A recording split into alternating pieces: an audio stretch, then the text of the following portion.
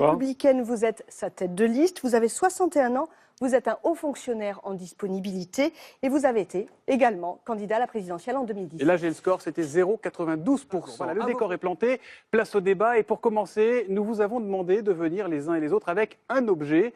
Et vous allez avoir 1 minute maximum pour nous le présenter et, à travers cet objet, nous parler de votre Europe. Là encore, l'ordre de vos interventions a été tiré au sort. Et c'est donc vous, François Asselineau, qui commencez. Qu'avez-vous donc apporté ?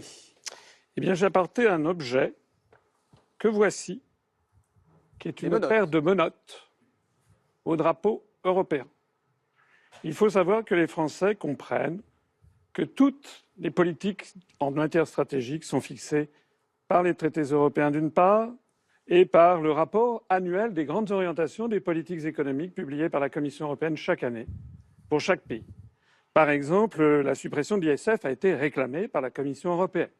Par exemple, la privatisation de Engie, la privatisation de la SNCF, la privatisation d'EDF a été réclamée par le rapport des grandes orientations des politiques économiques de la Commission européenne en 2015. Par exemple également la réforme des retraites, la démolition du droit du travail, par exemple également la fusion des communes. Allez regarder le rapport des grandes orientations des politiques économiques qui est publié par la Commission en vertu de l'article 121 du traité sur le fonctionnement de l'Union européenne. Je suis toujours surpris de constater que tous les candidats qui se présentent oublient de préciser l'existence de ce... Et vous n'oubliez pas le temps. 1 minute, le temps est imparti. J'ai quand même pour les menottes de une François chose à dire, c'est Asselineau. que j'ai apporté... Non, monsieur Asselineau, il y a des règles. Vous aurez l'occasion d'en parler. La solution, la clé des menottes. Brexit, la clé bleu-blanc-rouge. Évidemment. Pour en sortir. On va donner la parole, si vous le voulez bien, à François Asselineau sur cette question des migrants. Donc aujourd'hui, finalement, il y a des migrants en Méditerranée qui continuent d'arriver. Demain, tout le monde l'a dit, il y aura des questions sur les migrations économiques, climatiques, des demandeurs d'asile. Vous, François Asselineau, quel est votre remède ? J'aimerais qu'on revienne sur un point fondamental. Pourquoi y a-t-il eu tous ces migrants récemment ? C'est tout simplement parce qu'on a démoli la Libye, le régime libyen, qu'on a démoli ensuite le régime syrien, après avoir démoli le régime irakien, c'est-à-dire d'ailleurs les régimes laïques du Moyen-Orient. C'est très juste. Et la France s'est assise dans cette position parce que nous sommes, par l'intermédiaire des traités européens, placés sous la tutelle de l'OTAN et que nous suivons la géopolitique américaine. L'article 42 du TUE. C'est la raison pour laquelle. Moi, je voudrais dire qu'on ne peut pas, je ne vous ai pas interrompu, on ne peut pas à la fois dire que l'on construit l'Europe avec des frontières pour se protéger du reste du monde et dire par ailleurs que l'on est favorable au développement des liens avec, par exemple, la francophonie. Il faut choisir entre l'Union européenne et la francophonie, il faut choisir. Or, on a choisi. La France actuellement, les Français donnent sans le savoir, par l'intermédiaire des fonds européens, plus de 2 milliards d'euros chaque année à la Pologne, plus de 600-800 millions à la Hongrie. Nous donnons actuellement 80 à 100 fois plus d'argent par habitant en Estonie, en Lettonie, en Lituanie qu'au Sénégal ou au Mali. C'est la raison pour laquelle sortir de l'Union européenne, contrairement à ce que certains croient, ça n'est pas se refermer sur la France, c'est au contraire renouer avec nos amitiés traditionnelles et fournir à ces peuples d'Afrique qui nous sont si proches les moyens du développement afin de stabiliser leur population. Tout le reste est littérature. Voilà, on voit le François Asselineau. Je trouve qu'il faut quand même une sacrée audace pour décrire la situation britannique comme un chaos. J'étais au dernier week-end. Quand on regarde à la télé tous les soirs au matin, ça fait pas envie. Hein. Oui, mais ça, c'est la propagande officielle en France. Attendez, Et les pertes d'emploi, monsieur Asselineau, c'est de la propagande. Vous me laissez parler ? Allez-y. J'étais au dernier week-end à Londres. Il faisait beau, les gens étaient à Hyde Park, les gens pique-niquaient. Et au même moment, je regardais. Vous avez raison, ils vivent encore. Et au même moment, je regardais sur mon téléphone les nouvelles venues de Paris, où il y avait des émeutes pour la 20e fois des Gilets jaunes. Et ces émeutes des Gilets jaunes sont dues au fait que l'on impose à la population française des réformes qu'ils ne veulent pas et qui mènent la France à la ruine et à la dégradation du niveau de vie général. Les gens n'arrivent pas à joindre les deux bouts à partir du 15 du mois.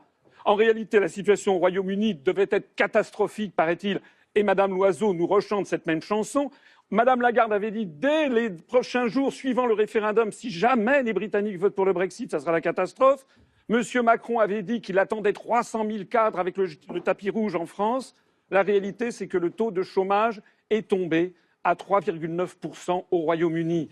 La vérité, c'est que le commerce extérieur se rétablit. La vérité, c'est que les Britanniques sont en train de reprendre main avec leur avenir. Le problème qui se pose, c'est que ce sont les parlementaires qui ne veulent pas appliquer la décision du peuple. La réalité, c'est que nous sommes comme en 2005, et je suis d'accord avec Mme Aubry et avec M. Brossat, ils ont attendu 2 ans et demi, les européistes, avant de repointer le museau pour dire on va empêcher les Britanniques d'avoir le Brexit. Voilà, François Asselineau, on va juste préciser que souvent les politiques n'aiment pas les 20 heures, mais que les 20 heures sont des journaux d'actualité et non pas des journaux de propagande, c'est aussi bien de le dire. François Asselineau, vous voulez sortir de l'Union européenne, mais est-ce que malgré tout, compte tenu du fait qu'elle existe aujourd'hui, vous voulez en changer les règles? Non, attendez, de quoi on parle là? On parle d'élire 79 députés sur 751, c'est-à-dire 10,5% des députés seront français. Vous voyez d'ailleurs ici, à 12, on n'arrive déjà pas à s'entendre. Vous devriez, pour faire une démonstration devant le public français, pour que les Français comprennent bien ce que c'est que l'Europe, avoir une réunion non pas avec 12, non pas vous battre avec le tribunal administratif de Paris et le Conseil d'État, mais avoir une réunion à 28, parlant 24 langues différentes. Et vous verriez à quoi on arrive. On arrive à un blocage absolu. Alors moi, j'ai créé un parti il y a 12 ans. Je mets au défi quiconque ici de prouver le contraire. Il y a 12 ans, j'ai créé un parti politique pour dire qu'il n'y a plus qu'une seule solution, c'est de sortir de cette prison. Parce qu'on a, comme d'habitude, tous les 5 ans, le concours à qui aura la meilleure autre Europe, n'est-ce pas? Avec un grand prix du meilleur acteur. Alors chacun y va de son autre Europe. Mais le problème, c'est que tout le monde s'en fiche.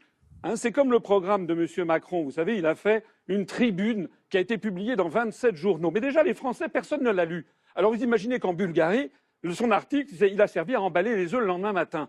Tout le monde s'en fout. Voilà la réalité. C'est la raison pour laquelle, si l'on veut vraiment récupérer la démocratie, répondre à la soif de démocratie des Gilets jaunes, parce que les Gilets jaunes, c'est un formidable mouvement de soulèvement populaire, avec des gens de droite, des gens de gauche, etc., nous devons sortir de cette prison des peuples qui ne fonctionne pas, qui ne peut pas fonctionner. La preuve en a été apportée depuis 40 ans. Et nous sommes au bout, Monsieur Asselineau, on vous donnera la parole tout à l'heure. S'il vous plaît, après le Brexit, la France, c'est un deuxième vote. Monsieur Asselineau, c'est un deuxième vote. Et je vais finir. Monsieur Asselineau s'est abstenu, j'ai prenez été le votre seul parmi les 12 à m'abstenir. Oui, Je voudrais dire pourquoi.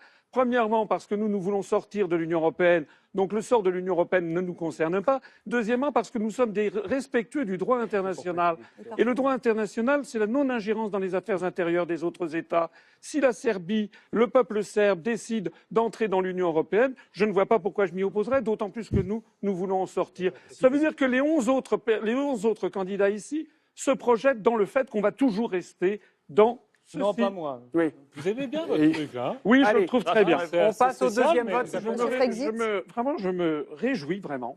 Vous passez une bonne soirée, vous. Ah oui, parce que je vois que tout ce que je disais au moment de l'élection présidentielle il y a 2 ans, désormais est sur la table. Il faut que les Français comprennent que lorsqu'ils voient un drapeau, par exemple, vous savez, on dit ici l'Europe investit pour votre avenir. On voit un drapeau bleu aux étoiles d'or. C'est notre argent, en fait, dont on nous a piqué un tiers.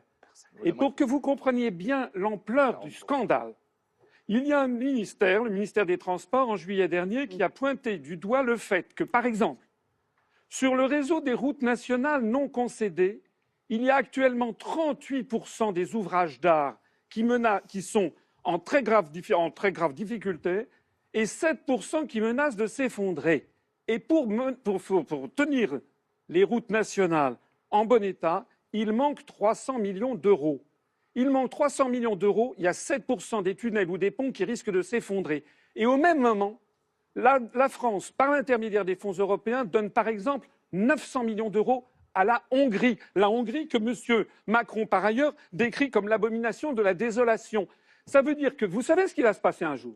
Un jour, il va se passer qu'il va y avoir un pont qui va s'effondrer. Ou comme en Italie d'ailleurs, un pont qui va s'effondrer avec des scolaires ou des personnes âgées dans un autocar, il y aura 15 ou 20 morts et les gens diront que fait l'État? Eh bien, c'est parce que l'État n'a pas les moyens de consacrer tout cet argent, par exemple, à la réfection des routes. Merci François Asselineau. C'est un scandale. Merci François Asselineau. Raphaël Glucksmann. Vous avez raison, vos idées sont de plus en plus reprises et c'est bien le problème et c'est bien le danger. Non, attendez, c'est un danger de sauver nos routes. La parole est à Raphaël Glucksmann à présent. C'est un danger. Non, C'est un danger. c'est pas d'entretenir tenir compris. nos Bah, routes. si vous écoutez sa peux- réponse, je peux- peut-être que vous je peux- l'entendrez. je peux Ne terminer. vous inquiétez pas. non, François ça Asselineau, va. vous voulez réagir Oui, ce que je trouve fascinant dans ce débat depuis ce soir, c'est que tous les sujets que l'on aborde, on montre que l'Europe ne marche pas. Oui.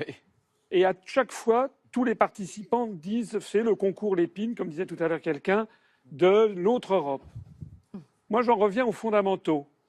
Quel est le pays du monde qui a le mieux réussi la transition énergétique? La Suisse, qui n'est pas dans l'Union européenne. Quels sont les 3 pays de l'Union européenne où l'on vit le mieux et où l'environnement est le mieux préservé? La Suisse, la Norvège, l'Islande, qui ont refusé d'entrer dans l'Union européenne. Voilà ce que je voulais dire. Et effectivement, le modèle économique qui est imposé par les traités européens en matière agricole comme en matière de trafic des marchandises impose en fait la destruction de notre environnement. C'est tout. Si les Français veulent vraiment défendre l'environnement, eh bien chacun chez soi, les vaches seront bien gardées. Déjà, on s'occupe de notre environnement à nous et on ne dépend pas de négociations avec Pierre-Paul ou Jacques qui vont mettre des bâtons dans les roues pour empêcher de protéger l'environnement. Nathalie, c'est à vous, s'il vous plaît. Ensuite, ce sera Benoît Hamon et on passera au dernier vote avant vos conclusions, s'il vous plaît. Bon, il faut parler simple pour les Français. Bon, ils sont pas Surtout à idiots. cette Non, ils sont pas du cher. tout. Non, ils sont pas du tout idiots. Pas besoin de parler Non, simple, non, parlez non. franchement. Ils sont pas idiots. D'ailleurs, ils savent qu'il y a 10 ans, vous disiez exactement la même chose. Changeons l'Europe. Eh C'était bien, il y a 10 ans. j'ai dit Bon. exactement, je Donc, change pas allez-y, d'avis. François Asselineau. Vous d'ailleurs, c'était il y a 14 ans. Il fallait changer l'Europe pour les Verts, n'est-ce pas? Les Français, ils en ont marre. Voilà. Ça fait 40 ans qu'on leur dit qu'on va changer l'Europe. Il faut Ça fait combien savoir. de temps que vous dites Il qu'il faut sortir attendez. Il faut savoir. Il faut savoir. Attendez. Déjà, donnez-moi la parole. J'ai failli ne pas être invité. C'est vrai ou c'est pas vrai? Non, mais vous êtes Bon. là, prenez Alors, la et d'ailleurs, parole. je pense que ce que je dis est repris par beaucoup. Je voudrais dire ici à tous les Français qui On nous n'était pas regardent. obligé de vous recevoir je ce soir, voudrais mais on dire- l'a fait malgré je la voudrais dire à décision tous en les appel Français- du Conseil voudrais- d'État. Je vous en prie. Je voudrais dire à tous les Français qui nous regardent que l'on ne peut pas changer les traités sauf à l'unanimité. C'est-à-dire que sur tous les sujets, je dis bien tous les sujets, il y aura toujours 1, 2, 3, 4, 6 pays qui ne seront pas d'accord. C'est la raison pour laquelle on parle dans le vide tous les 5 ans depuis 40 ans sur changer l'Europe. J'en ai un paquet comme ça de tous ces partis qui sont ici présents qui veulent changer l'Europe.